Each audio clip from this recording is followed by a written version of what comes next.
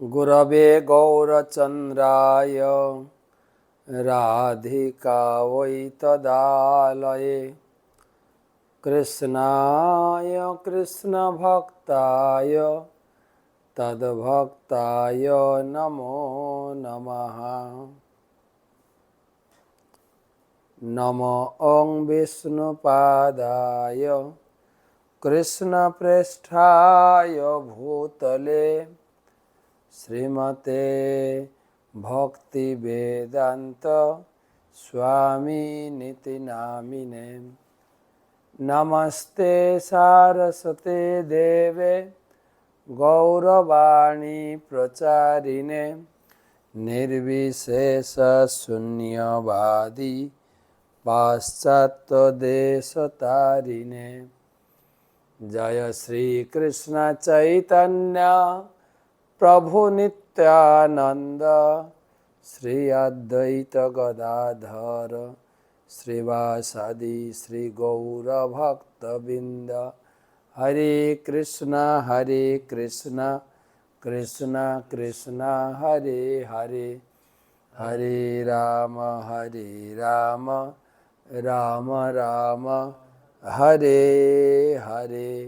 ओं नमो भगवते वासुदेवाय, ओं नमो भगवते वासुदेवाय, ओं नमो भगवते वासुदेवाय। नारायणं नमस्कृत्य नरं चैव नरोत्तमं देवीं सरस्वतीं व्यासं ततो जयमुदीरये। तो आज के আমরা নতুন স্কন্ধ আলোচনা করতে শুরু করছি, নরকের ভয়। পঞ্চম স্কন্ধে নরকের ভয় থেকে কি করে মুক্ত হব। আমি আপনি শুধু ভয় পাইনি, পরীক্ষিত মহারাজও ভয় পেয়ে গেছেন। ভয় পাননি, তার হৃদয়টা করুণায় ভরে গেছে। আরে নরকে এইরকম যন্ত্রণা, তো প্লিজ উদ্ধারের উপায় বলুন। আমি সেইটা শুনতে চাই, কিভাবে নরক থেকে উদ্ধারের উপায়, সেটাই পরীক্ষিত মহারাজ আজকে প্রশ্ন করবেন গুরুদেব সুখদেব গোস্বামীকে। কিন্তু তার বিস্তারিত উত্তর তো আজকে হবে না, কালকে থেকে হবে। আজকে পরীক্ষিত মহারাজের সিদ্ধান্তপূর্ণ করুণা ভরা হৃদয়ে যে প্রশ্ন তিনি তুলে ধরেছেন, নরকবাসী কিভাবে উদ্ধার পাবে, এমন কিছু সহজ সরল এবং সকলের পক্ষে সম্ভবপর এইরকম কিছু উপায় আপনি তুলে ধরুন।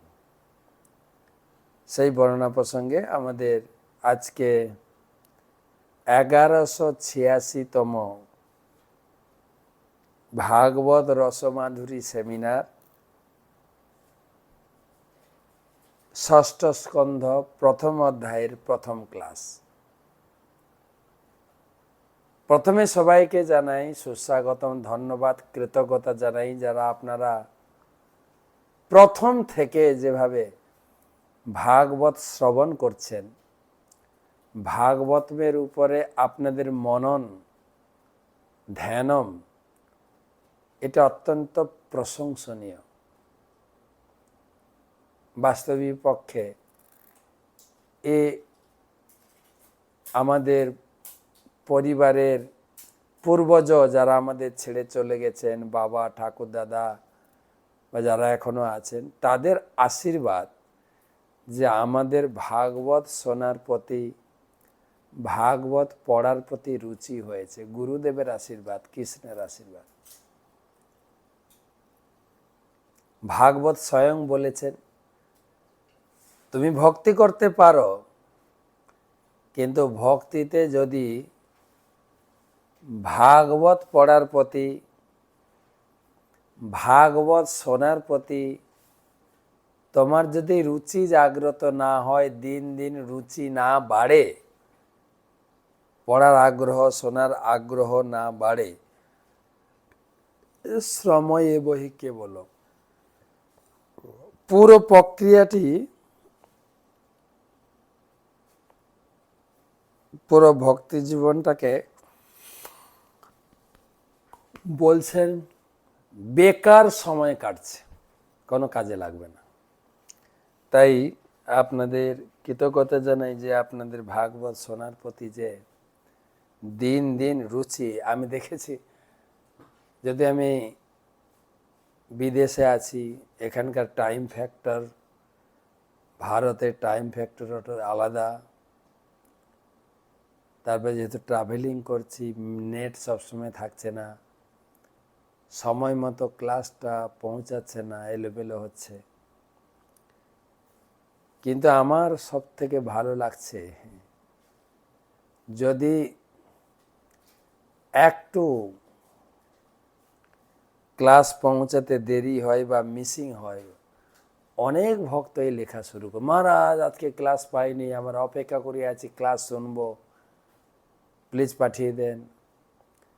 এই আপনাদের আগ্রহ, আপনাদের ভাগবত শোনার প্রতি রুচি দেখে আমারও অনেক রুচি বেড়ে গেছে।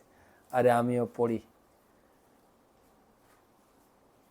এ আপনাদের আমার প্রতি অনুগ্রহ বা আশীর্বাদ বলতে পারি আমি।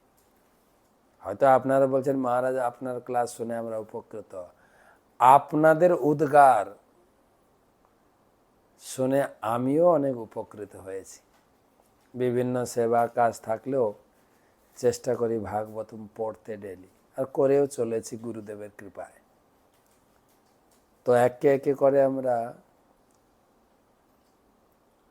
5টা স্কন্ধ, বলতে গেলে 7টা বই আমরা কমপ্লিট করে ফেলেছি। প্রথম স্কন্ধ একটা, দ্বিতীয় স্কন্ধ একটা, তৃতীয় দুটো, চতুর্থ স্কন্ধ দুটো, পঞ্চম স্কন্ধ একটা, 7খানা বই আমরা কমপ্লিট করেছি। টোটাল 18খানা বই আমাদের পড়তে হবে ভাগবতমের সম্পূর্ণ 18,000 শ্লোক। তো প্রথম স্কন্ধে ভাগবতম শুরু হয়নি। প্রথম স্কন্ধে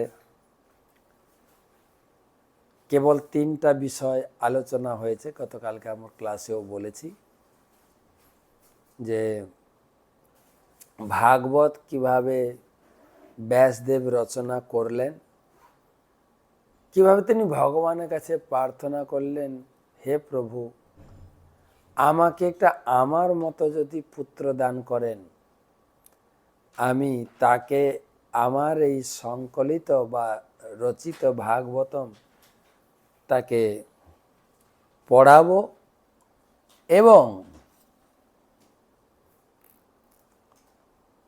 ভাগবতমের প্রচার প্রসার করাতে পারবো। তো ভাগবত কি করে লেখা হলো, সুখদেবের জন্ম কিভাবে হলো, আর সেই সঙ্গে পরীক্ষিত মহারাজের জন্মের বিস্তৃত ইতিহাস, প্লাস পরীক্ষিত মহারাজের রাজ কার্য পরিচালনা, কিভাবে তিনি অভিশপ্ত হলেন এবং অভিশাপ পেয়ে কিভাবে তিনি ভাগবত শোনার জন্য অনশন ব্রত করে গঙ্গার তীরে বসে রইলেন, এবং তাকে কৃপা করার জন্য তার প্রতি এতই লোকের অনুগ্রহ বা এতই লোকে কৃতজ্ঞ ছিল, সাধারণ মানুষ নয়, বড় বড় মুনি ঋষি যোগী, স্বর্গের দেবতা, ব্রহ্মর্ষি দেবর্ষি সব জড়ো হয়েছিলেন পরীক্ষিত মহারাজের শেষ জীবনটা একটু সাক্ষী রাখার জন্য। এই এক অদ্ভুত কথা, সেটা ভাগবতমের প্রথম স্কন্ধে বিস্তারিতভাবে সুত গোস্বামী আলোচনা করেছেন। এবারে শুনুন দ্বিতীয় স্কন্ধ। পরীক্ষিত মহারাজ প্রথম স্কন্ধের শেষে ভাগবত শোনার জন্য অনশন ব্রত করলেন, প্রশ্ন জিজ্ঞাসা করলেন যে মরণাপন্ন ব্যক্তির কর্তব্য কি, দয়া করে বলুন। আর তারই উত্তর দান করতে সুখদেব গোস্বামী প্রথম মুখ খোলেন দ্বিতীয় স্কন্ধের শুরুতে। বললেন, মহারাজ পরীক্ষিত, অহো ধন্য, বরিয়ানে সতে প্রশ্ন কৃতম লোক হৃতম নিপ, আত্মবিদ সম্মত পুংসাম শতব্যাধিষু য পর। হে পরীক্ষিত মহারাজ, আপনি উপযুক্ত প্রশ্ন করেছেন। বরিয়ান এসো, এই ধরনের প্রশ্ন সাধারণত লোকে করে না। এ ভগবানের কৃপা অনুগ্রহ এবং ভক্তের অনুগ্রহ না হলে আপনার জন্ম ভক্ত গৃহে, জন্মের সময়ই ভগবান আপনাকে রক্ষা করেছিলেন। শুধু তাই না, ভগবানের বলতে গেলে লীলাভূমি, খেলাভূমি ছিল আপনার বাড়ি। আপনার দাদা, দাদা মানে দাদুরা, হিন্দিতে বলে দাদা, আপনার দাদুরা পঞ্চদাদু ছিলেন, তারা তো ভগবানের সঙ্গে বন্ধুত্ব ছিল, আত্মীয় সূত্রে বন্ধন ছিল। সেই জন্য আপনার মুখে এই প্রশ্ন এসেছে। কোনো সাধারণ ব্যক্তি বা কোনো সাধারণ জ্ঞানী ব্যক্তিও এই ধরনের প্রশ্ন করতে তাদের বুদ্ধি কুলায় না। অহোধন্য, আপনার এই প্রশ্নের উত্তরে 3 স্তরের লোক উপকৃত হবেন। প্রশ্ন করেছেন আপনি, উত্তর দেব আমি, 2 ব্যক্তি। আর এই প্রশ্নের উত্তর লোক যত শুনবে, যত পরবর্তী পিঢ়ি, সবই উদ্ধার হবে এই প্রশ্ন উত্তরে। প্রশ্নের প্রশংসা করে 4 অধ্যায় কাটিয়ে দিয়েছে। 5ম অধ্যায়ে গিয়ে মনে পড়েছে, আরে ভাগবত প্রবচন শুরু করে ফেললাম, কিন্তু আমি তো মঙ্গলাচরণ করিনি। পুনরায় মঙ্গলাচরণ করলেন এবং পরীক্ষিত মহারাজকে সম্বোধন করলেন। সেই সঙ্গে তিনি বর্ণনা করলেন, মহারাজ পরীক্ষিত, আমি ভাগবতে কি শোনাবো আপনাকে, এই ভাগবত স্বয়ং নারায়ণ ব্রহ্মাজিকে শুনিয়েছিলেন। পরম্পরা সূত্রে সেই ভাগবতে আপনাকে বলবো। আর ভাগবতের মুখ্যত 10টা বিষয় আছে। অত্র সর্গ বিসর্গাশ্চ স্থানম পোষণম ঔতয় মন্বন্তর ঈশানু কথা নিরোধ মুক্তি আশ্রয়। তো 10টা বিষয় আছে। স্বর্গ, স্বর্গ মানে সৃষ্টি, বিসর্গ মানে উপসৃষ্টি, অত্র স্বর্গ বিসর্গ, স্থানম পোষণম উতয় মন্বন্তর ঈশানু কথা নিরোধ মুক্তি আশ্রয়, 10টা বিষয়। তো আমরা দেখি প্রভুপাদ লিখেছেন এখানে এই কথা সারে শ্রীমদ্ ভাগবতমে স্বর্গ বিসর্গ আদি 10টি বিষয় বর্ণিত হয়েছে। ভাগবতের বক্তা ছিল সুখদেব গোস্বামী। 3য়, 4র্থ, 5ম স্কন্ধে যথাক্রমে স্বর্গ, বিসর্গ এবং স্থানম, এই 3টা জিনিস বর্ণনা করেছেন। এখন 6ষ্ঠ স্কন্ধে পোষণম, ভক্তের পোষণ, ভক্তির পোষণ নিয়ে আলোচনা হবে। মাত্র 19টা অধ্যায় আছে। অপূর্ব কাহিনী সংযোজন হয়েছে, অজামিলের কাহিনী, বৃত্রাসুরের কাহিনী, যে কাহিনীর মাধ্যমে আমরা এই 6ষ্ঠ স্কন্ধের রহস্য উন্মোচন করতে পারব।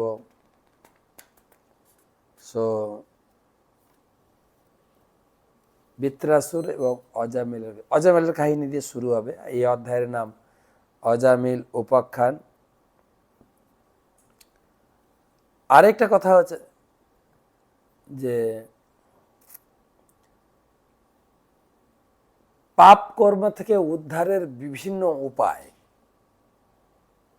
প্রায়শ্চিত্ত, কর্মকাণ্ড আদি যা যা কাজ আছে, কিন্তু সবার উপরে ভক্তি। প্রভুপাদ লিখছেন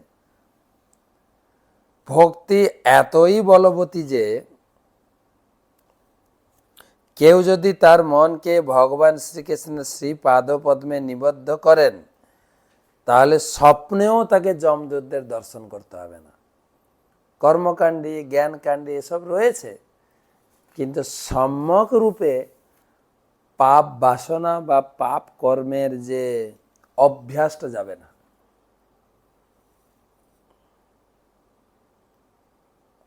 আর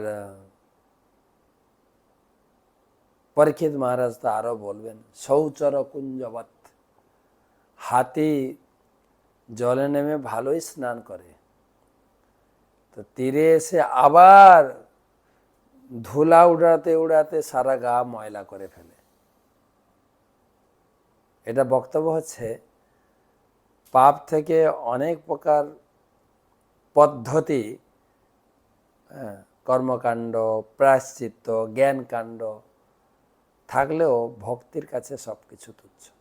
বা কর্মকাণ্ড, জ্ঞানকাণ্ড, অষ্টাঙ্গ যোগ, এগুলো ক্ষণিকের জন্য পাপ থেকে বা পাপ যা করেছি পাপ থেকে মুক্ত হতে পারি, কিন্তু পাপ করার যে অভ্যাস চেতনা, সেটা দূরীভূত হয় না। তো সেই জন্য ভক্তির প্রবন্ধ এখানে বলবেন। আর সেটা বলতে গিয়ে অজামিলের কাহিনী তুলে ধরেছে। গীতা হচ্ছে ল বুক, ভাগবতম হচ্ছে কাহিনী, স্টোরি, গল্প, যেটা ভাগবত বুঝতে অত্যন্ত সোজা, পরন্তু ভাগবত পড়লে গীতাটাকে বোঝা যাবে। গীতারই প্রত্যেকটি শ্লোকের ভাবার্থ ভাগবতমে কাহিনীর মাধ্যমে বোঝানো হয়েছে। তো সেই তৃতীয় স্কন্ধ হচ্ছে স্বর্গ, চতুর্থ স্কন্ধে বিসর্গ, পঞ্চম স্কন্ধে স্থানম, যেটা পরীক্ষিত মহারাজ বলবেন, প্রভুপাদ ব্যাখ্যা করবেন শ্লোকে তাৎপর্যে। তৃতীয় স্কন্ধ হচ্ছে সৃষ্টি, চতুর্থ স্কন্ধ বিসর্গ উপসৃষ্টি, পঞ্চম স্কন্ধ হবে স্থানম, সৃষ্টিকে কোথায় কোথায় স্থান দিলেন সেটা আমরা শুনেছি। ব্রহ্মাণ্ডের গঠন, 7টি দ্বীপ, জম্বুদ্বীপ, শালমলী দ্বীপ, শাক দ্বীপ, পুষ্কর দ্বীপ, সেই দ্বীপের কথা শুনেছি। কোনটা কত যোজন বিস্তৃত, কোনটা কোথায় অবস্থান করে, কোন দ্বীপে আরাধ্য দেবতা কে আছেন, সেখানে ব্রাহ্মণ কে আছেন, এবং কতগুলো নদ নদী, কতগুলো পাহাড় পর্বত, কে রাজত্ব করছেন, উপাস্য দেবতা কি, সব ওটা আছে স্থানম। এখন আলোচনা হবে পোষণম, ভক্তির পোষণ, ভক্তি কিসে পুষ্টি লাভ করে। তো গুরুদেবের চরণে প্রণাম করে আমরা ষষ্ঠ স্কন্ধে প্রবেশ করব।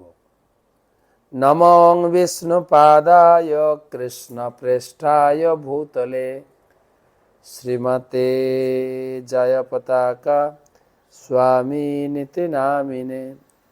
নম আচার্যপাদায় নিতাই কৃপা প্রদায়িনে গৌরকথা ধামদায় নগরগ্রাম তারিণে। শ্লোক নাম্বার 1। যাদের কাছে বই আছে অবশ্যই বই হাতে নিয়ে বসবেন, তাহলে আমরা একসঙ্গে ধীরে ধীরে ভাগবতমের প্রত্যেকটি বই নিখুঁতভাবে পড়ে যাব। আমি ক্লাসের সময় পুরো তাৎপর্য পড়ি না, কেন তাৎপর্য আমি পড়ে আসি। বসে বসে তাৎপর্য পড়লে অনেকের একটু বোরিং লাগে, তাই আমি পড়ে আসি, তাৎপর্যের মেন বিষয়গুলো আমি ইন্ডিকেট করি, কিন্তু আমি পড়েছি পুরোটা, আপনাকে পড়তে হবে। 1 নম্বর শ্লোক, শ্রীমদ্ ভাগবত মহাপুরাণ ষষ্ঠ স্কন্ধ প্রথম অধ্যায় প্রথম শ্লোক।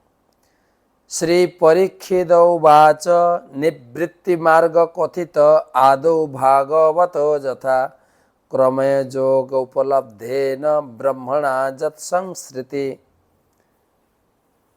নিবৃত্ত মার্গ কথিত আদৌ ভগবত যথা ক্রমযোগোপলব্ধেন ব্রহ্মণা যৎ असंस्कृति। অনুবাদ, মহারাজ পরীক্ষিত বললেন, হে প্রভু, হে সুখদেব গোস্বামী, আপনি পূর্বে দ্বিতীয় স্কন্ধে মুক্তির পথ বা নিবৃত্তি মার্গ বর্ণনা করেছেন। সেই পদ অনুসরণ করে অবশ্যই ক্রমে ক্রমে ব্রহ্মাণ্ডের সর্বোচ্চ স্তর লোক ব্রহ্মলোকে উন্নীত করা যায়। ক্রমে ক্রমে, এবং সেখানে ব্রহ্মার চিৎ জগতে উন্নীত হওয়া যায়, ব্রহ্মার সঙ্গে চিৎ জগতে যাওয়া যায়। এইভাবে জীবের জন্ম বন্ধন থেকে নিষ্কৃতি লাভ করে। পরীক্ষিত প্রভুপাদ লিখছেন, পরীক্ষিত মহারাজ ছিলেন বৈষ্ণব। নরকের কথা শুনে তার হৃদয়টা করুণায় ভরে গেছে, এত শাস্তি। তাই তিনি গভীরভাবে চিন্তান্বিত হয়েছে নরক থেকে কিভাবে উদ্ধার পাওয়া যায়। সেই প্রসঙ্গে প্রশ্ন করতে গিয়ে একটু পিছু টেনে বলছেন, আপনি দ্বিতীয় স্কন্ধে সুন্দরভাবে নিবৃত্তি মার্গ ব্যাখ্যা করেছেন। আর শ্লোকের মধ্যে দেখেন একদম শেষ শব্দ সংস্কৃতি, আর একটু স্টার্টিংয়ে ক্রিয়া যোগ ও উপলব্ধি, এই দুটো কথার উপরে প্রভুপাদ খুব জোর প্রদান করবে। সংস্কৃতি অর্থ হচ্ছে এই সংসার জীবন, সংসার চক্র, এখান থেকে একটু বেরোতে চেষ্টা করতে হবে। তো যা যা পন্থা আছে, কর্মযোগ, জ্ঞান যোগ, অষ্টাঙ্গ যোগ, এগুলো ভক্তি যোগের সহায়তা করবে। তো সেই জন্য বলা হয়েছে এই শ্লোকে পরীক্ষিত মহারাজ, অসংস্কৃতি, সংস্কৃতি মানে হচ্ছে সংসার চক্র, অসংস্কৃতি মানে অলাগানো আছে, সংসার চক্র থেকে মুক্তি উপায়। তো আপনি দয়া করে আমাদের কাছে এই দুঃখ দুর্দশা পূর্ণ যাতনা দেহ থেকে আমরা কিভাবে মুক্ত হতে পারি তাই বর্ণনা দিয়েছেন।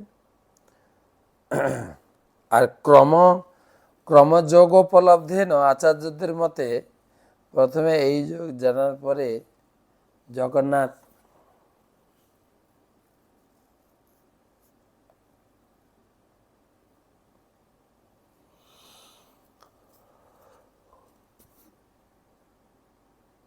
সরাসরি এই সব করার পরে ভক্তি যোগে পৌঁছানো যায়। আচার্যদের মতে ক্রিয়াযোগ উপলব্ধি মানে প্রথমে কর্মযোগ, জ্ঞান যোগ, অবশেষে ভক্তি যোগে স্তরে উন্নীত হওয়া যায়। কিন্তু ভক্তি নিজে এত বলবতী, তিনি কোনো কর্ম জ্ঞানের উপরে নির্ভর করে না। কেবল ভক্তি মুক্তি দিতে না রে, জ্ঞান বিনা, সে কথা বলছেন। তো সুতরাং ভক্তি যে সর্বশ্রেষ্ঠ সেটাই ভগবান বা সুখদেব গোস্বামী এখানে বুঝাবেন। 2 নম্বর শ্লোক, প্রবৃত্তি লক্ষণশ্চৈব ত্রৈগুণ বিষয়া মুনে যোহ সাবলীন প্রকৃতি গুণ সংসর্গ পুনঃ পুনঃ। প্রবৃত্তি লক্ষণম চৈব ত্রৈগুণ বিষয়ে মুনে যোগ সাবলীন প্রকৃতি গুণ সর্গ পুনঃ পুনঃ। হে মহর্ষি সুখদেব, জীব যতক্ষণ পর্যন্ত জড় প্রকৃতির গুণের প্রভাব থেকে মুক্ত না হয় ততক্ষণ পর্যন্ত তাকে সংসারের দুঃখ যন্ত্রণা ভোগ করতে হয়। তার জন্য বিভিন্ন শরীর ধারণ করতে হয় এবং সেই শরীরে তার মাতার বিভিন্ন রকম প্রবৃত্তি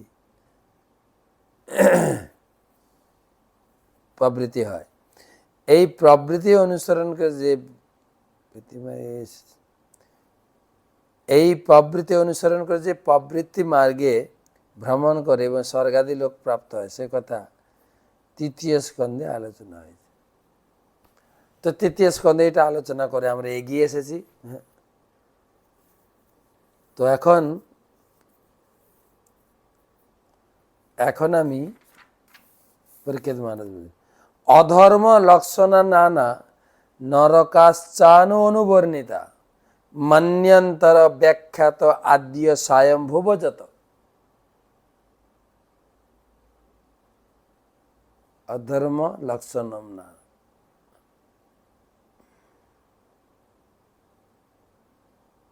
তৃতীয় স্কন্ধে আপনি বিস্তারিত বলেছেন যে কিভাবে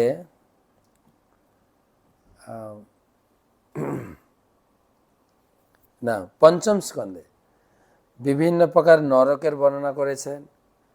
আর আপনি চতুর্থ স্কন্ধে ব্রহ্মার পুত্র স্বয়ম্ভূমনের কথা বলেছেন এবং আদ্য মন্বন্তরের কথাও বলেন। তাহলে প্রথম স্কন্ধে, দ্বিতীয় স্কন্ধে, তৃতীয়, চতুর্থ আর পঞ্চমে তো নরকের বর্ণনা। প্রিয়ব্রত উত্তান পাদর বংশচরিতানি চ দীপবর্ষ সমুদ্রাদি নদ্যু দান বনস্পতিম ধরামণ্ডল সংস্থানম ভাগ লক্ষণম অব্যিত মানত জ্যোতিষং বিরজাম বিরণান।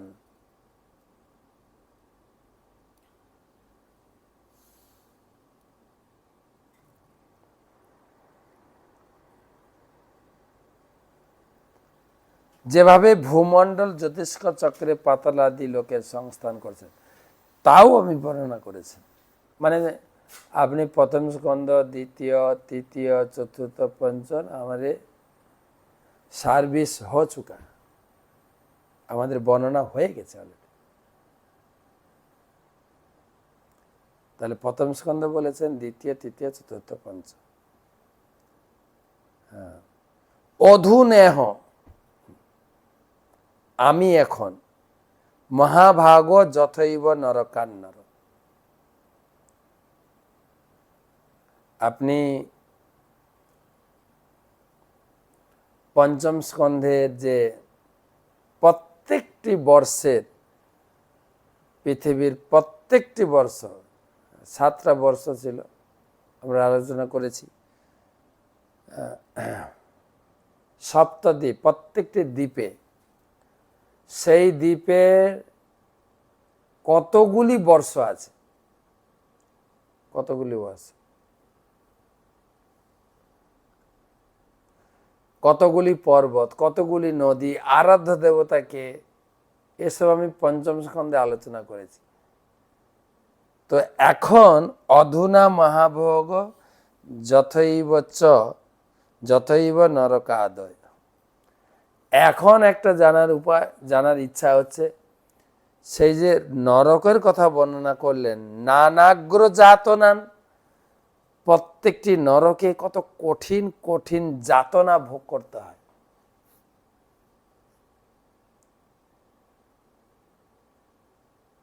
আর তন্মে ব্যাখ্যাত মহর্ষি, দয়া করে আমাকে বিস্তারিতভাবে আলোচনা করে শোনান। দেখেন, একটা স্কন্ধের সঙ্গে একটা স্কন্ধের কানেকশন। পঞ্চম স্কন্ধের 26 অধ্যায়ে আমরা শুনেছি নরকের বর্ণনা, কোন কর্মের ফলে কোন নরকে আমরা গিয়ে পৌঁছবো, আমাদেরকে ওখানকার নরকবাসীরা ছিঁড়ে ছিঁড়ে খাবে, তারও বর্ণনা শুনেছি। এখন দয়া করে নরক থেকে উদ্ধারের উপায় বলেন। আর আমি নরক শুনতে চাই না। কতটা দয়ালু পরীক্ষিত মহারাজ! হ্যাঁ, দয়া করে আপনি নিজে মুখে সেই নরক থেকে উদ্ধারের বর্ণনা দিন। তাহলে যেখানে পঞ্চম স্কন্ধের শেষে নরকের বর্ণনা, আর সেটাই ষষ্ঠ স্কন্ধে শুরু হয়েছে নরক থেকে উদ্ধারের সূচনা। পরীক্ষিত মহারাজ প্রশ্ন করলেন, এই একটা বড় আর্ট, কিন্তু কৌশল। কোন বিষয়ে আলোচনা আছে, বিষয়টা যেন ডাইভার্ট না হয়। যে বিষয়ের উপরে ক্লাস চলছে সেই বিষয়ে প্রশ্ন করবে, তাহলে বুঝা যাবে যে আপনি ক্লাসটা শুনছেন। যেন কয়েকদিন আগে লোকে লিখেছিলেন যে আমি আপনার বর্ণনা শুনে, নরকের বর্ণনা শুনে আমি তো ভয় পেয়ে গেছি, জীবনে হয়তো কত পাপ করেছি। আমি বললাম একটু অপেক্ষা করেন, আপনার প্রশ্নের জবাব পরের স্কন্ধে পাবো, মানে এখন বর্ণনা পাবো।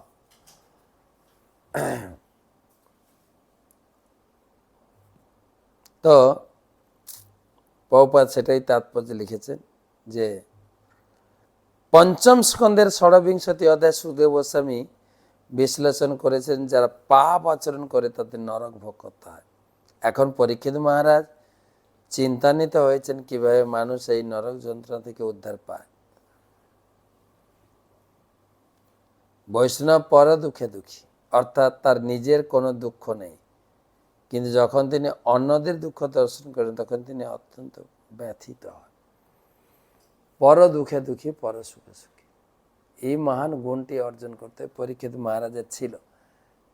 তিনি পয়োপবসনে বসে আছে, সবার চিন্তা করছেন নরকবাসীদের উদ্ধার হবে কি করে। আর প্রভুপাদ এই কথার উপর ভারী জোর দিয়েছেন। এই জগতে মানুষ ভগবানকে ভুলে কষ্ট পাচ্ছে, তাই তোমরা যারা ভক্তি লাইনে আছো এই ডিসেম্বর মাসে ঝাঁপিয়ে পড়ো। প্রত্যেকের কাছে যেন গীতা পৌঁছে যায়, ভাগবত পৌঁছে যায়। ভাগবত আর গীতা পড়লেই তাদের মঙ্গল। ভাগবত মাহাত্ম্য তো সনাতন গোস্বামীপাদ বললেন, মদেক বন্ধু মত সঙ্গী মত গুরু মত মহাধন মদ নিস্তারক মদ ভাগ্য মদানন্দ নমস্তে। হে শ্রীমদ ভাগবত, হাতে নিয়ে প্রার্থনা, হে শ্রীমদ ভাগবত, তুমি একমাত্র আমার সঙ্গী, তুমি একমাত্র আমার বন্ধু, তুমি একমাত্র আমার গুরু, তোমা বিনা कैसे উদ্ধার हो सकते। সেখান থেকে উদ্ধারের উপায় কি? উপায় তাই ডিসেম্বর মাস আসছে না, প্রভুপাদ বলছেন বেশি করে আত্মীয় স্বজন, চেনা পরিচিতি, দূর সম্পর্কে, পাড়া প্রতিবেশী, সবার কাছে গীতা পৌঁছে দিন। এই এক মাস, আজকে এই ক্লাসের পরেই আমি উঠে যাব বিমানে, মায়াপুরে কালকে পৌঁছাবো। গীতা জয়ন্তী আজ থেকে শুরু হয়ে গেছে, উদ্বোধন হয়ে গেছে। পরম পূজ্য শিশুমৎ ভক্তি পুরুষোত্তম স্বামী মহারাজ উদ্বোধন করেছেন। আপনারা মায়াপুর টিভিতে চোখ রাখবেন, সকালে বিকালে গীতার উপরে আলোচনা। গীতা জয়ন্তী উপলক্ষে গীতা আলোচনা, গীতা পাঠ, গীতা শ্রবণ, গীতা ধ্যান, গীতা পারায়ণ, গীতা যজ্ঞ আর গীতা দান। এই 25 তারিখ থেকে একদম ডিসেম্বরের লাস্ট পর্যন্ত প্রত্যেকের কাছে অনুরোধ করব, কিছু না কিছু গীতা দান করবেন আপনার সাধ্য মতো। ভগবান বলেছেন, যে আমার গীতা প্রচার বা গীতা দানে সাহায্য করে আমি তার প্রতি অত্যন্ত সন্তুষ্ট হই। তার মতো প্রিয় আগে কেউ ছিল না, এখন হবে না, পরে বা এখন নেই, ভবিষ্যতে হবে না। গীতা মাহাত্ম্যের উপরে অনেক কথা আছে, আমরা শুরু করবো। আমি ভাবছি এখন তো গীতা জয়ন্তী শুরু হয়ে গেল, 7 দিনের প্রোগ্রাম, সকাল বিকাল গীতা পাঠ, গীতার উপরে কত সুন্দর সুন্দর নাটক। আর যারা গীতা